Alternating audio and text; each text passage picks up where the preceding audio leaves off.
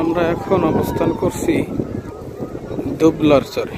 দুবলার চরটি বঙ্গোপসাগরের মধ্যবর্তী একটা বিস্তীর্ণ জায়গার নাম। 6 কিলোমিটার বিস্তীর্ণ এই চরটি।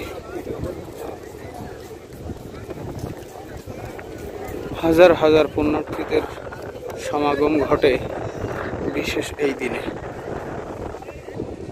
পুরা 6 কিলোমিটার জুড়ে এইভাবে পুণ্যার্থীরা ভিড় করে আছে এই দ্বীপটিতে।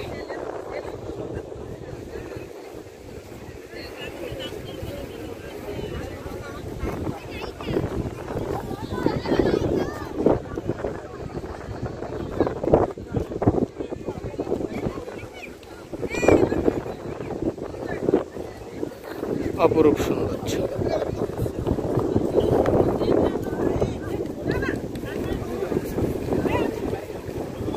এই দ্বীপের বিশেষ বৈশিষ্ট্য হলো পড়ন্ত বিকালে এই বঙ্গোপসাগরের নীল জলরাশির শস্য বাতাসের শব্দ এবং পানির কলকলে এই আওয়াজ।